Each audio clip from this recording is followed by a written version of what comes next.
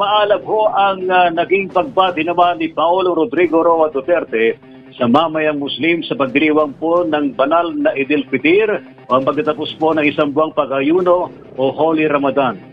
Sa kanyang statement, sinabi ng Pangulo na ang natamong linaw ng kaisipan at karunungan sa isang buwan ng pag-ayuno ay magsisilbing inspirasyon at magandang halimbawa sa pananampalatayang Islam.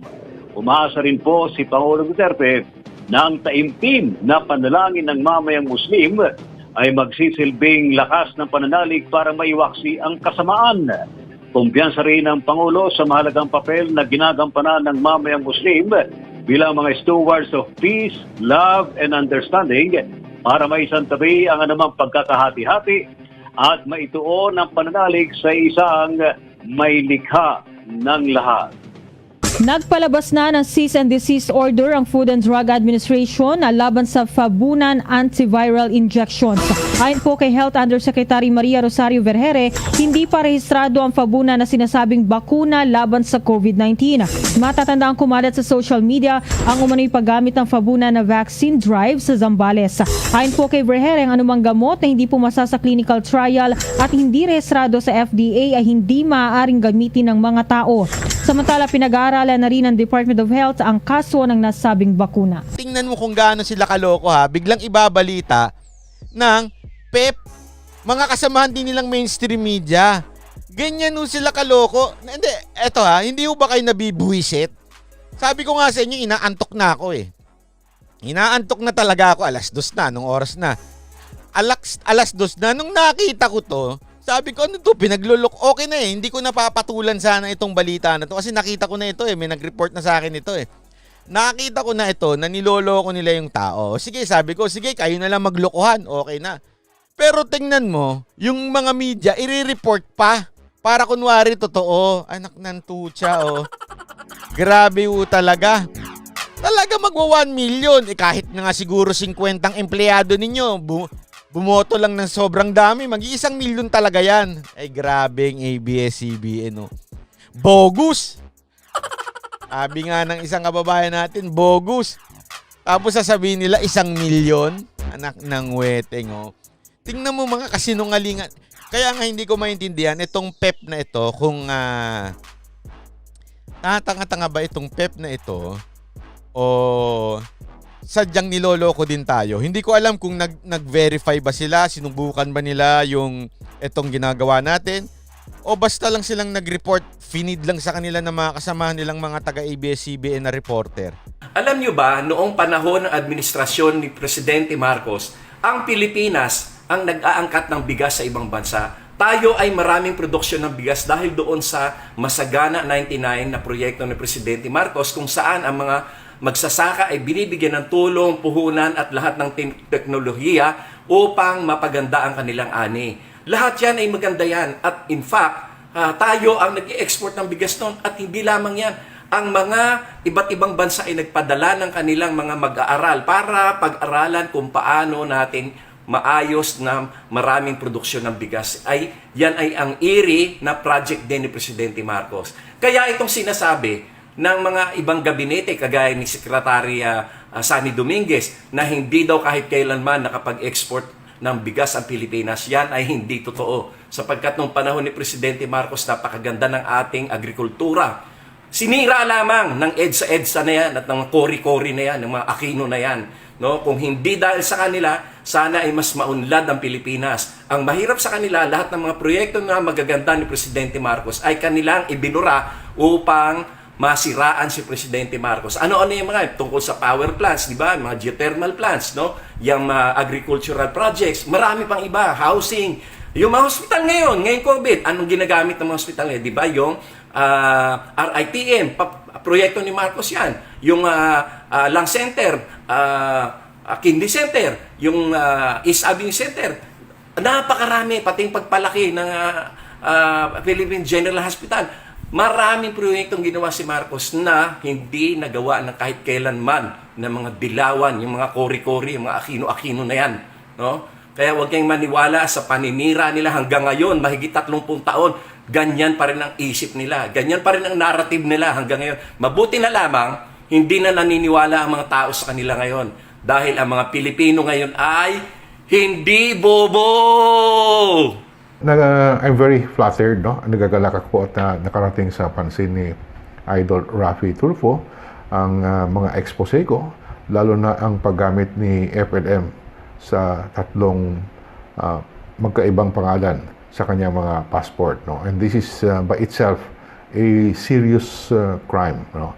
Fraud, the use of fraud, no? To obtain passports is a serious crime in the Philippines and all over the world, no? In any country. Malaking kasalanan po ito pag dinadaya mo, no? Pinipeke mo yung mga dokumento mo para makakuha ng passport. Karamihan po nito ay mga terorista, no? Terorista at mga kriminal. And ako, wala po akong pag-alinlangan. I have no hesitation to call Francis Leo Antonio Marcos and Norman Antonio Mangusin as a criminal, no? Kahit ano pang sabihin niya, no matter how he protests. Sabi niya, hindi ako kriminal, no? Wala akong nagawang pang-hold up.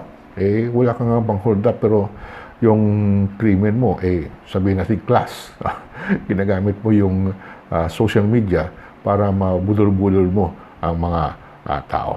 So, maganda po at naipaliwanag ni Raffy Tulfo ang mga legal questions, no, tungkol sa pagkatao ni Francis Leo Antonio Marcos, no, lalo na yung paano siya naging FLM, no, dahil at one time, no, at one or two times, no, in the past, sa kanyang mismong mga video ay inamin niya na si Norman Antonio Mangusin and Francis Leo Antonio Marcos are one and the same person, no? Pero nung nasa NBI na siya noong Martes at tinanong siya kung ikaw ba ay si Norman Mangusin, sabi niya hindi, no? Hindi. So diyan mo na makikita yung mga kung ano kasi nungaling itong si Francis Leo Marcos, no? So bakit naging FLM? Paano siya naging Francis Leo Antonio Marcos, no? At kasama ni Raffy Tulfo yung abogado ng kanyang tanggapan, no? Ipinaliwanag na dapat may sa birth certificate, dapat may perma dyan, no? May perma dyan ang sinasabi niyang tatay niya na si Pacifico Edralin Marcos, no? Dahil kung wala pong perma, wala pong recognition na tinatawag, walang acknowledgement, ay hindi po yan, no? Especially under the old law, no? Hindi ka pwede recognize as an illegitimate child kung totoo man na illegitimate child siya, anak siya sa labas ni Pacifico Edralin Marcos, no? So hindi pwedeng gamitin niya ang pangalan ng tatay niya, kung si Pacifico Marcos nga yung sinasabi niya na tatay niya, hindi pwedeng gamitin na isang Marcos siya at hindi pwedeng gamitin na ang pangalan ni Pacifico Edralin Marcos na siya yung tatay. Okay.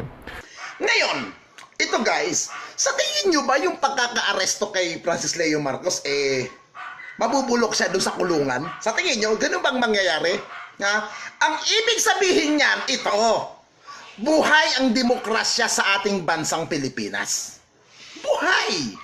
Oo. Ibig sabihin na pinalalabas ng mga kalaban ng administrasyon na patay na ang demokrasya sa bansang Pilipinas, ay hindi po katotohanan yan.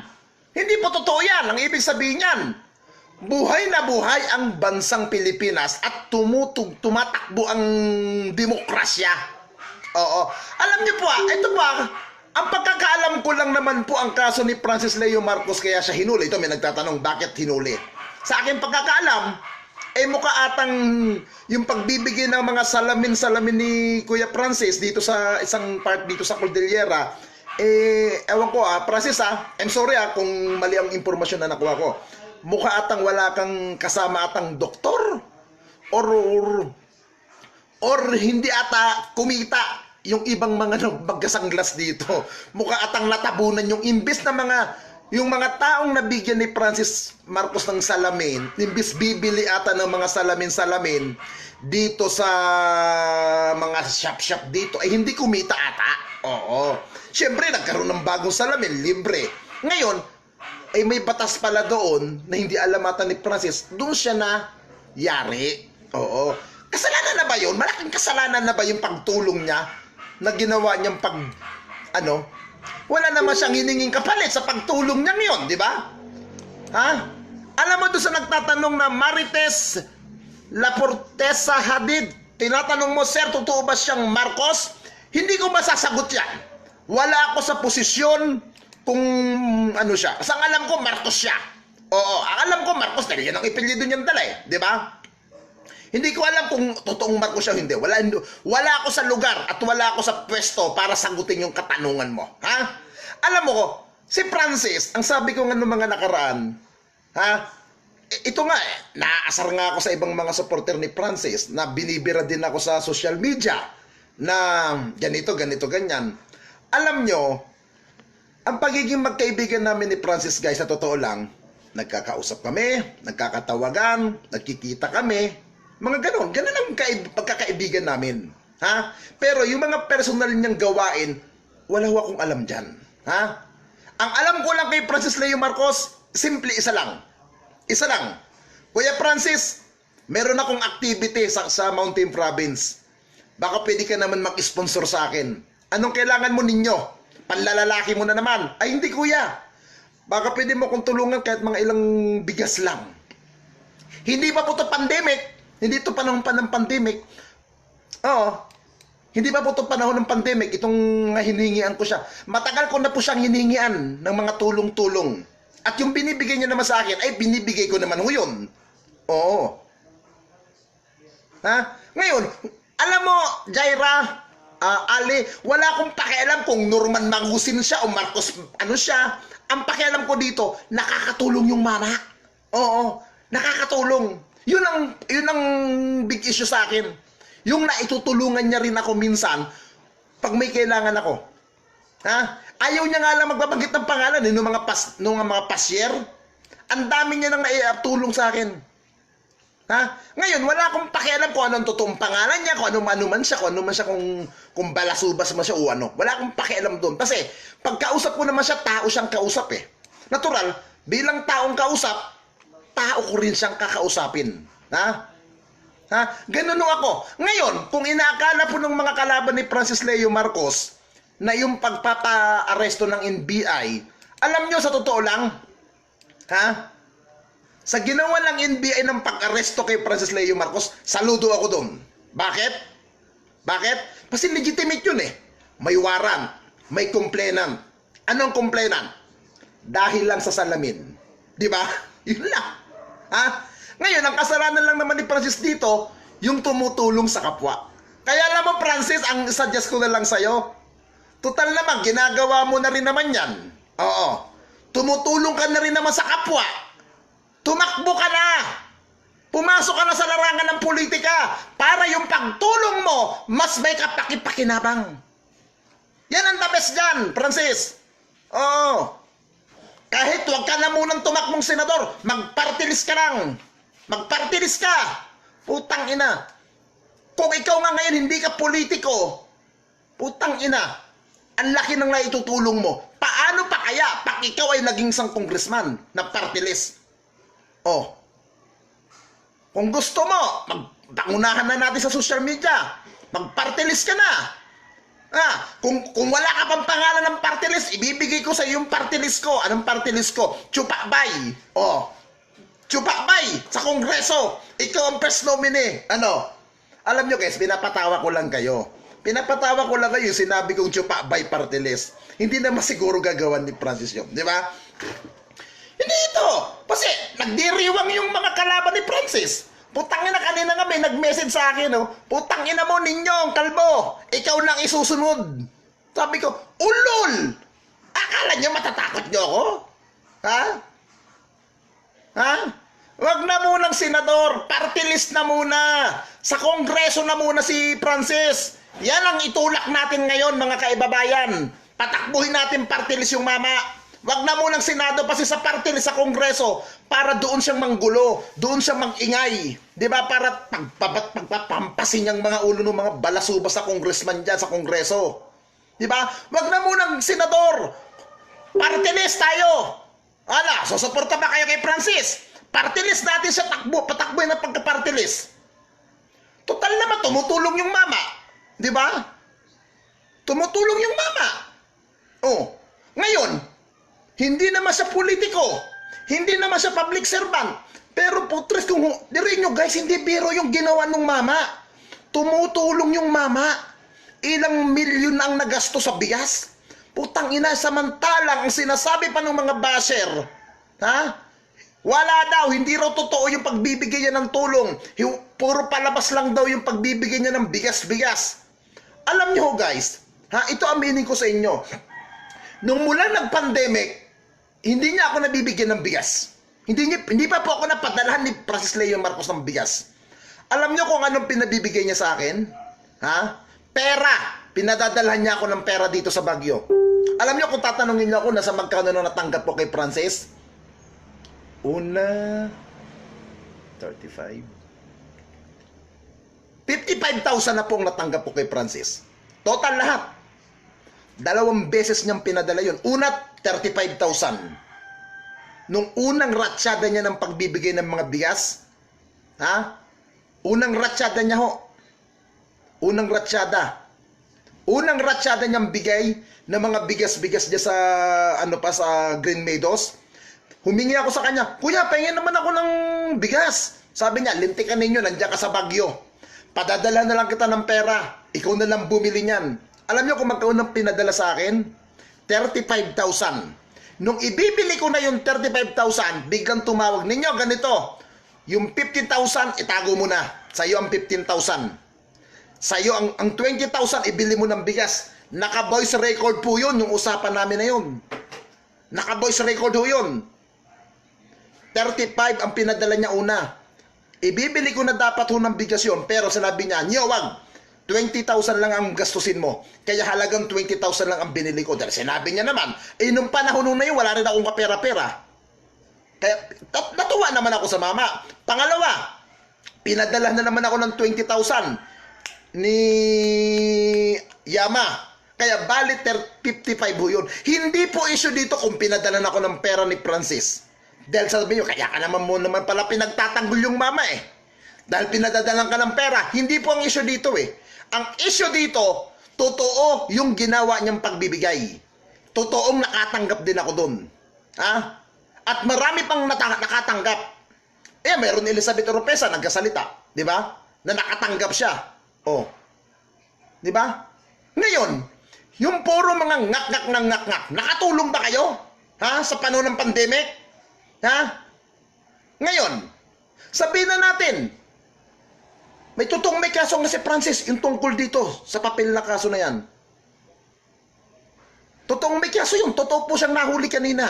Pero, sa tingin nyo ba, hindi siya makakalabas? Ha? Sa tingin nyo, wala siyang abogado, wala siyang kakayahan kumuha ng abogado? At sa tingin nyo, wala siyang kakayahan na mag-abil ng kanyang pangdepensa sa sarili?